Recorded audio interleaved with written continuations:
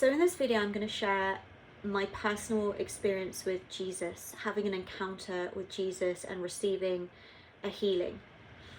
And in this, I'm going to share a kind of co-creative perspective that I've learned from the true Christ.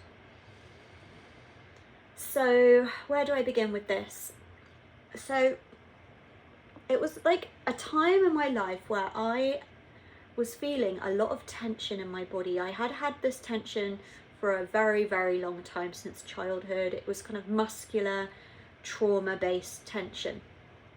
And it was getting stronger and stronger and louder in this specific week.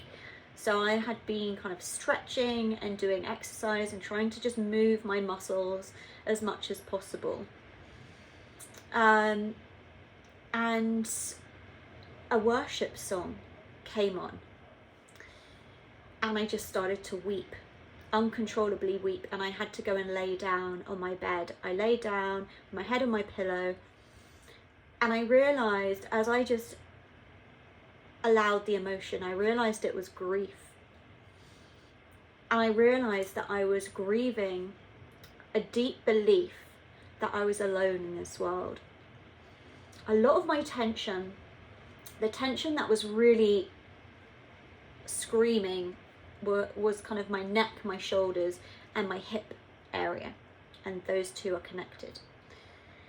But especially up here, and I started to realize that it was like I was carrying this weight in my muscles and my shoulders, of feeling like the weight of living alone, in terms of not having any support in this life, and believing that that I wasn't supported by God. And as I just allowed this grief, it was honestly the deepest grief that maybe I've ever felt. Like the pain and the emotion, it was so deep and intense. And what happened is, as I had my head on my pillow actually began to transfigure into Jesus's knee. So I was laying on Jesus's knee, crying on Jesus's knee, and I really felt like I was a small child being held by a father. And he didn't say anything. He just was there with me, present, and comforted me. He was my comforter in that moment. And I think I laid there for maybe a couple of hours crying. And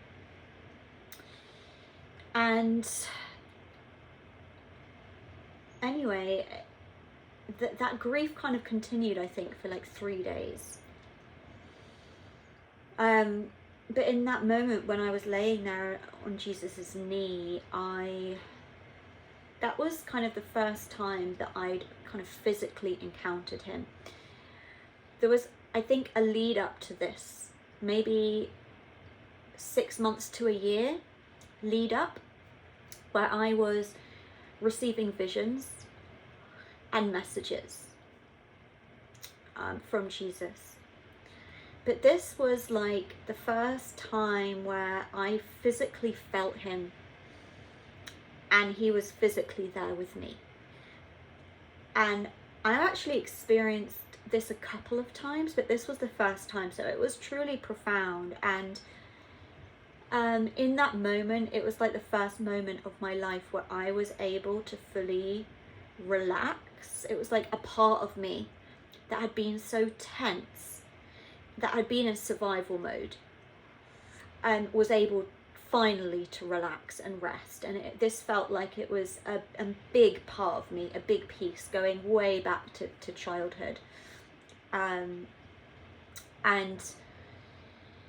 it was just the most beautiful feeling I've ever felt. It was the feeling of true safety, true divine safety, being held by what felt like my parent, my true parent, my divine parent, who saw me unconditionally, who loved me unconditionally. And I think that's such a big part of healing with the true Christ.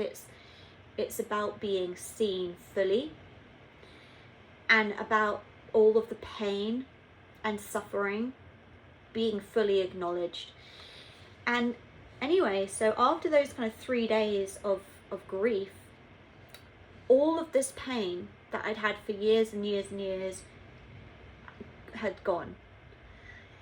And it was just like, I felt like I had a neck for the first time in my life. Like, I felt like there was a distance between my head and my shoulder. Like, before, I felt like I was walking around like this. And I was like, okay, well, that's interesting. Because I've kind of worked a lot with different kinds of modalities and healings, and you know, sometimes tension goes away and then it comes back. But this tension that was released, it's never come back. It's never come back. And I feel like there's still more to release within my neck and my shoulders. But that level that I had been carrying since childhood, it's never come back. It's never returned. And I realized that, you know, we can receive miracle healings from God, from the true Christ. But I was never going to heal that tension until I recognized what it was. And I had to see, and I had to recognize that I had this part of me that was believing that she was alone in this world and that she had no support, no divine support. And it was that recognition that allowed the healing to take place. And so I think this showed me why, you know, some people receive miraculous healings and some people don't. Because ultimately a lot of our healing is directly connected to lessons that we need to learn. The pain that we hold in our body is directly connected to pain that we hold in our minds, in our identity, in our sense of self, in our sense of how we belong in this world, how we fit into this world, and our perception of reality. We hold all of that in our body, and so God is never going to remove that and give us that healing until we see what we need to see. So one of the most powerful prayers and intentions that we can hold within ourselves is, you know, instead of praying for a certain outcome or a certain shift or a certain end goal or a certain destination, we can actually pray instead for the revelation that needs to occur in order for the shift to take place. So what do I need to see? You know, what do I need to see? We pray for the clarity, we pray for the epiphany, we pray for the perspective that we need to see, first of all, before the healing can happen, or before the shift can happen, before the cycle can end, and before the new beginning. So, and this continues to be an ongoing conversation between me and the true Christ. And I specifically refer to Christ as the true Christ because I'm referring to the Christ beyond religion and beyond anybody else's perspective. The true Christ I refer to is both the Christ who is our guide and our teacher, the master of ascension, the one who transcended earth, and then the Christ that is within us as well, the light of Christ that is within us. And both of these aspects combined is the true Christ. And I think we can see sometimes a lot of people can hold kind of either or perspective of Christ. They see Christ as this external person or this external being, or they see kind of, they refer to kind of Christ consciousness, the internal Christ.